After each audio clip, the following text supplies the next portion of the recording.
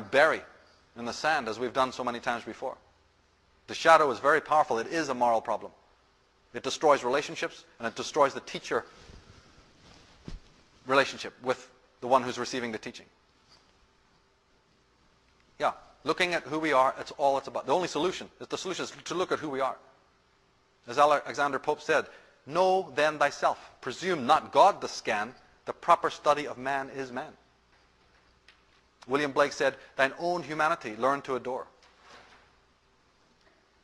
But Carl Jung put it this way. He said, look, people will do anything, no matter how absurd, to stop from facing their souls. Ever been outside recently? Ever turned on the TV recently? He's exactly right. People will do anything, no matter how absurd. And all that carnival that you see out there and all the distraction and nonsense that this world is wall-to-wall full of, that's what he's talking about. I must live in the Bahamas. I must live in a one-season world. I don't want to be looking at any of that stuff. Well, then okay. But then you've just condemned the world to horrors. You're just making a person in your life, your partner or your children, the victims, the slaves to your inability to face yourself. You're now having a person fill your void and your emptiness because you're not a whole person. And now you've enslaved that wife or that husband or that child or that animal or your workmates to your own form of tyranny.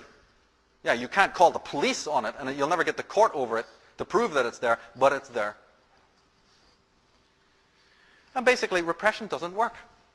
There's a thing known as the return of the repressed. You can only dump so much of it before the stench starts to, come back. And as Carl Jung said in a well-known statement, he said, when an inner situation is not made conscious, it appears outside of you as fate. Ha, ha, ha.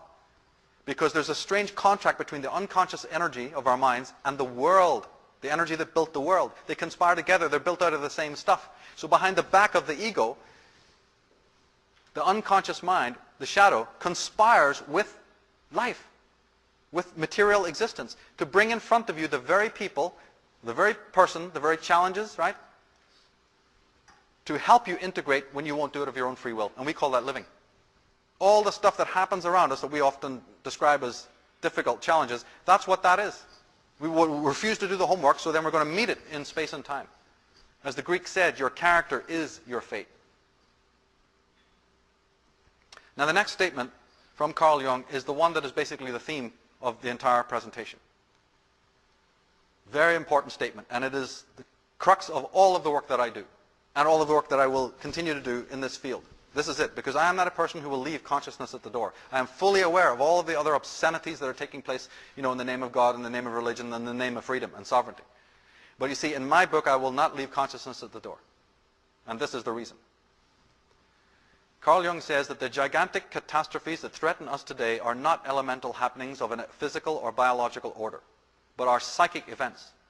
To a quite terrifying degree, we are threatened by wars and revolutions, which are nothing other than psychic epidemics. At any moment, several millions of human beings may be smitten with a new madness. And then we shall have another world war or devastating revolution. Instead of being at the mercy of wild beasts, earthquakes, landslides, and inundations, modern man is battered by the elemental forces of his own psyche.